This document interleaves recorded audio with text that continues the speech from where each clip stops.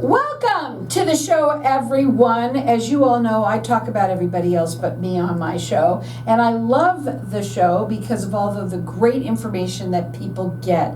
My first guest has been on with me for over 5 years. I have with me Anna Von Straussenburg. She's the owner of Anna Von Straussenberg CPA.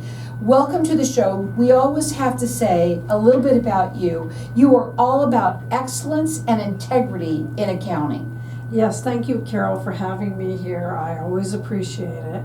Yes, that is what I live by, and I stand by my work. I tell people that, hey, if we make a mistake, we pay the penalty. And I tell you, I've had to pay a couple of them because sometimes, my staff and I are human and mistakes happen. But, we try to correct things, and sometimes we just, we even found a couple clients, we were doing some new software, and we found clients some refunds because our old software incorrectly calculated something. And I did all the amended returns for free, and a little later we'll talk about those. Yeah, we do want to talk about, I want to talk a little bit about you because you're very different than any, the CPAs, people think that you bring them their boxes or whatever they're going to do, their work, their taxes, and then they do it and that's it. No, that's not how you work. You are totally different. No, I really like to get to know my clients, and if they have a business, I like to get to know their business as well. The way I like to work with the business clients is I want to see them 3 times a year. The first time is kind of right about now. I like to look at their books through the end of June, and we get an idea what half of the year looks like, and make some little plans. And then the really big time I like to do it is in November. We look through the books all the way through October 31st. So we've got a good solid 10 months. And then by the time we've kind of looked at that, we might know what November is. And then most business owners can kind of tell me what they're going to do in the month of December. It's funny, some businesses hardly have anything, and other businesses, that's a big time for them. So we try to whittle it down to where we know exactly what they're going to pay in taxes if they do nothing. And then we say, well, let's do some tax planning. You were talking about you need to buy a new truck, I'll say. And, this is the time to do it because you got a big tax liability, and we'll work on that. Or you should fund your retirement plan, or, things like that. Gives us an opportunity to plan.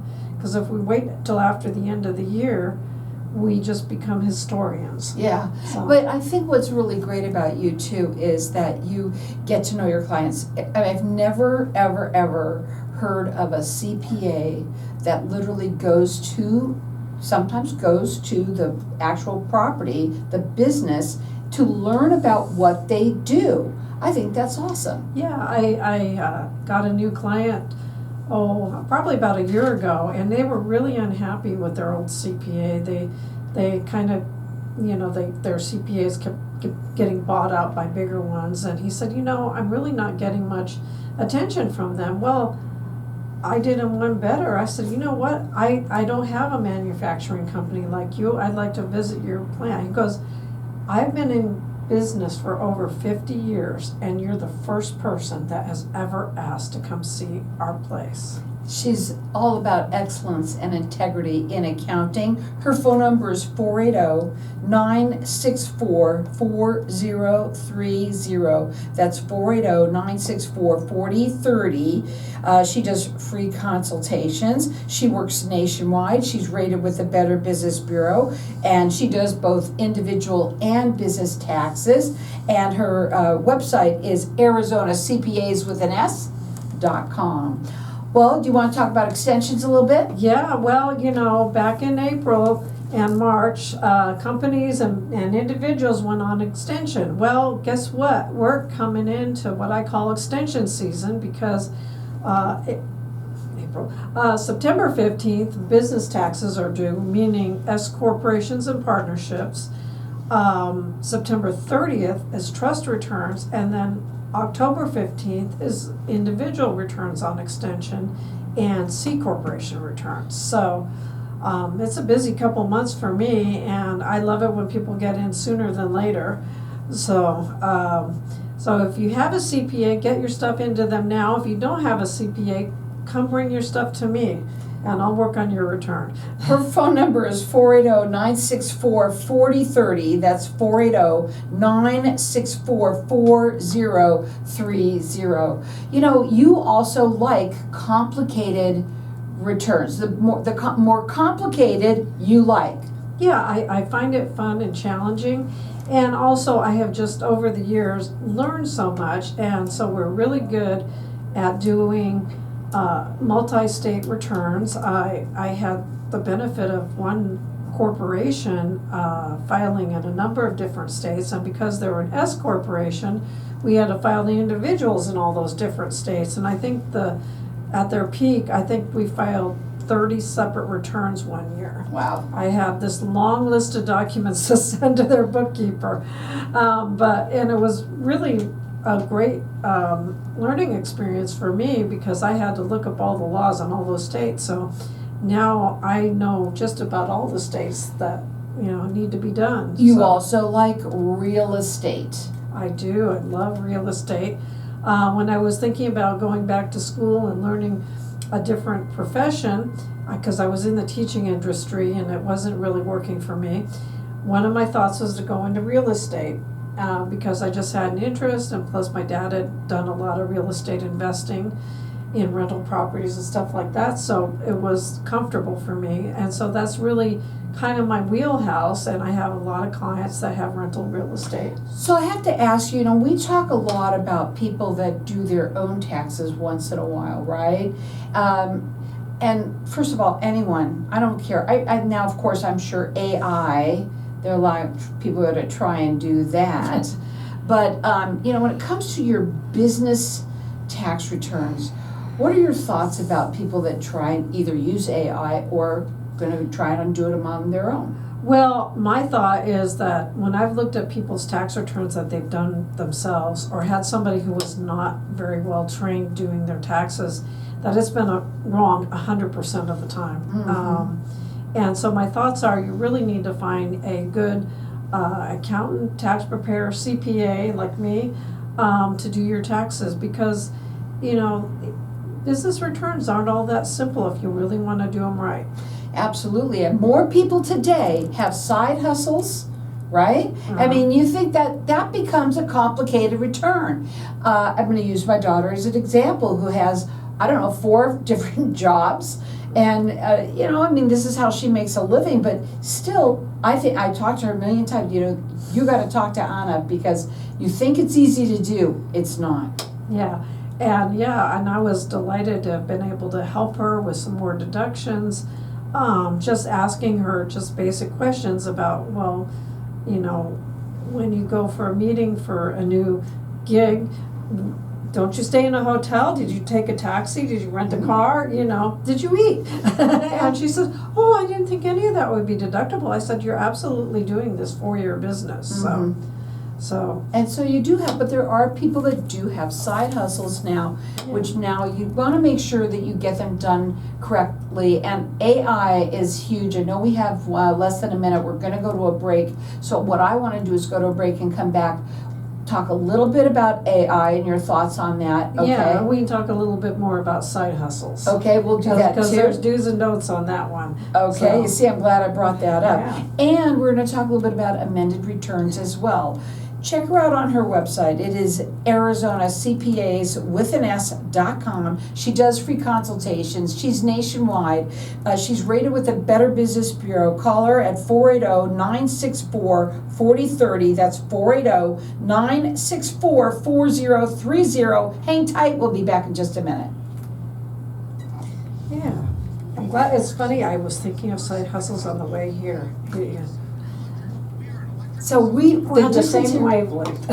We always are. Yeah. So the difference here being in here right now on that 30, we're still live in this room. We're not live up there, but we're live in the room on Facebook. So, we still talk a little bit further, which I like to do.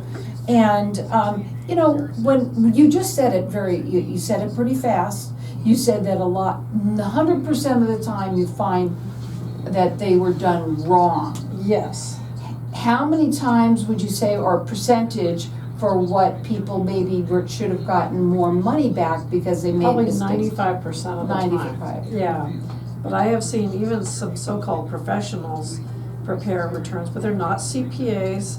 In Arizona, they can call themselves accountants even if they're not a CPA.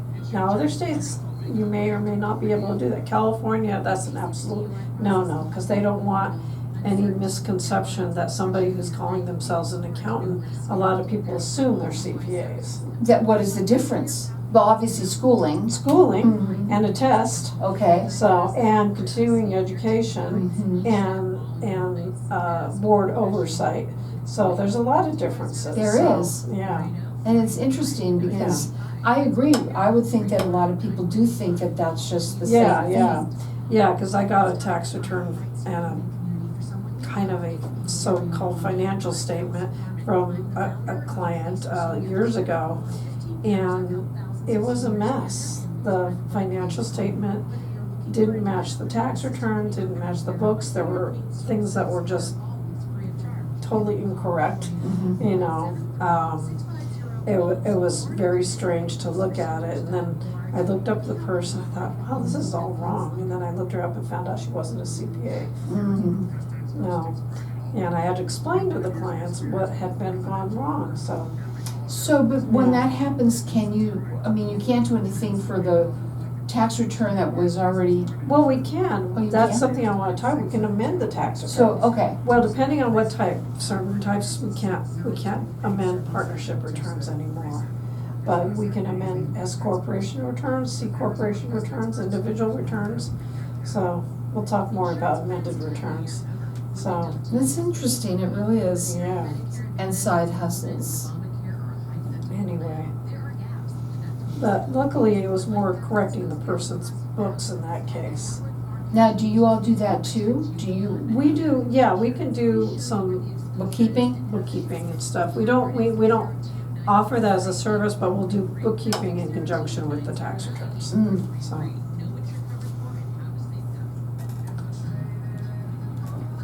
So welcome back, everyone. We're talking with Anna Von Straussenburg, who's the owner of Anna Von Straussenberg CPA. And I love when we go to a break because we still talk further in here. That's what's different about this show, too, is that we're live on Facebook. So hello to everybody out there. And, I don't know how many different radio shows that are actually combining radio and social media, which is kind of neat. I've been doing it for a long time. So Anna, we were talking a little bit about, I brought up side hustles and how many people might have, and you said at the break, we got to talk about more of that. Well, the thing with side hustles is you need to determine whether it is a business or a hobby, because there's something that the IRS has called hobby loss rules. And so you cannot take losses on something that's determined to be a hobby. So the question is, well, they'll come in, if you get audited, for example, they'll say, well, are you doing this to make a profit? And then they want to know the evidence. Well, are you advertising your business?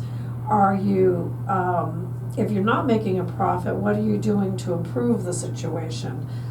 Do you have a separate bank account? Do you have a website? They ask you all these things. How many hours do you put into that business? So they want to know that this is something you're legitimately doing to make money, not just a hobby. One of the things they take a long, hard look at is if people have horses. And because horses, they get, people want them as pets, but they also want to be able to write off the expenses. So, whether or not that horse is really performing and really making money for you, or doing something that, is a money-making activity versus just a glorified hobby. Right, well, then you have to figure that out. And most people would say, but it's not a hobby, I'm just, And I have to hand it to one of my clients. He was doing a metalworking business, and he was starting it at first as a business. Well, a couple years in, I had to explain the hobby loss rules to him.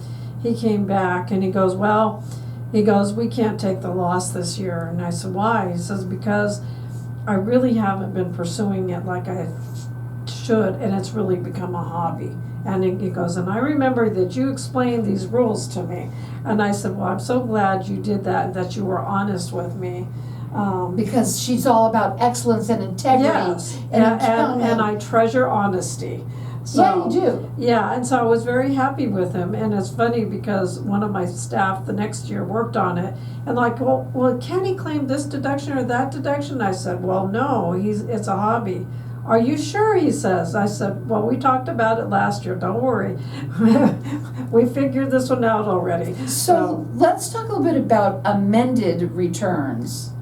Okay, well, if you made a mistake on your return, and most people really want to amend their return if they find a mistake where they get money back. But if you find a mistake where you haven't paid enough, you're better off going ahead and amending the return and then asking the IRS for forgiveness, having them waive the penalties. They're brutal. Because, if you find it, eventually, the IRS might find it. So if it's something really obvious, you probably should go ahead and be honest and amend it. But most often I do amended returns for people who say, oh, I forgot certain expenses on my, business, or I discovered that I forgot to give you my mortgage interest statement, something like that, where, the client forgot to provide me with some information, and so we'll amend the return. I will charge the fee for that. We amended some returns for free recently because we found an error in converting from one piece of software to another. So, but the question you want to ask yourself, well, is it worth it to amend the return? If it's something you forgot and I'm going to charge you for it, keep in mind I'm going to charge at least a couple $100. So if you're only getting a couple $100 back, it's not worth it. Yeah, you have to really think about it. But then you can decide that too. Yeah, and I talk to the clients about whether it's worth it. The other thing is that amended returns get more scrutiny, and they take a very, very, very long time to process. Right now, the IRS, I've amended a few returns in the last few months, and they've been taking about 6 months to process. So that's something to keep in mind if you want to amend a return. Whether it's, I had one client that we got all ready to do it. I billed him for it, goes, you know what? I don't think I want to draw that much attention to my business from the IRS. Yeah. Because I want to draw attention to my business, but not from them. Yeah. He says, let's not amend the return. Let's not file it. How about people that don't pay their taxes? A lot of people think they have to go through like a enrolled agent necessary, but you don't have to do that. You can do that, right? Yeah, I'm a CPA, and I have all the same rights as an enrolled agent, if not more. We are, licensed to process, to work with the IRS in solving cases. And I've been doing a lot of that recently. A lot of people have come to me, well, I haven't filed tax returns in the last 5 years. And so what I've been usually doing is I get a power of attorney and talk to the IRS and say, well, how many years back do you want? They don't say all? Not always. I was working on a client who was trying to pay off a big debt from, I think 2018 or 2019, and then I called them and they said, well, what we want is the 2022 tax returns. And I said, well, what about the interim years? No, we don't want those. And I told the client, well, you just got a big lucky break. Yeah, So- and let me just say this too. Do not try and do that on your own at all, because you talk too much, you get yourself too worked up over all of that, and you have a way of talking to people. That's just the way you are, and you can help people in like that. That's an incredible Yeah, I example. tell my clients never to try it on their own because they're too emotional. It's their own money. I'm not emotional. It's not my money. And I don't get mad at the agents. I just work to get them on my side. And most of them, they're human beings like we are, and so they're usually pretty cooperative. I have one that wasn't, and by some weird miracle, we got disconnected. but most of the time I get pretty good, and I didn't disconnect them, but I think she disconnected me. because You were too nice? no, I think the fax, I was sending her a fax and I think it was taking too long to go through. Oh, so she didn't Yeah. have the patience? Yeah, I guess she didn't have the patience. I kept saying, well, it's not worth all the, and then I get back to my office and she's disconnected me and I go, okay. Well, the one thing I know about you is that you want to get them on your side. That's what you do. And it's a wonderful thing to do because the nicer you are, Yeah. you get more with honey than you do with Oh, flies. yeah, I do. And it was funny because I was telling an agent, one that I'd worked on for a couple years, we had to file several tax returns after this poor wife discovered that her husband passed away and left her with a bunch of unfiled returns. Oh, boy. And so I was explaining to the agent what happened, and she goes, well, honey, I hear what you're saying, and I've been through it myself. I am gonna waive this last penalty. And she waived like $1,000 penalty. And then, same day I called the state of New York, she was out in New York, and they said, oh, the same thing happened to my sister. Well, I can waive this penalty. And you bring up a point because this person was married, someone passed away, and now they have found that the husband or the wife wasn't honest, yeah, wasn't like you, and they weren't paying their taxes for 5 years? Yeah. That's a big deal, right? That happens quite a lot with people. Yeah, and so we cleaned up the mess and we got the returns filed and a number of the penalties waived, and the lady was so grateful to us. And the other thing is that when you pass away, there's still taxes. Oh, yeah. Let's talk about that for a Yeah, minute. well, you have to file taxes for, the year that the person, up until the date they died, any income they received. And then there's, whatever assets they have would go into a state or a trust if somebody has a trust set up. And then there's still taxes on that. Some people think there's no taxes on a trust. There absolutely is. Yes, And and- even a higher tax rate. And also, there is the taxes after death, Yeah. which is unfortunate, but it is the way it is. So, I have to tell you, Anna, you've been doing what you do for how many years? I've been in the accounting business for over 35 years. And she wants you to know your numbers. She doesn't just do it and get it done. You're not just like a robot. You get to know each one of your clients. You help them understand their numbers, because when they understand their numbers, they can make more money. You've helped them do that. Oh, yes, I have. So, her phone number is 480-964-4030. That's 480-964-4030. Check her out on her website. She does free consultation. She's rated with the Better Business Bureau. It's ArizonaCPAs with an S.com.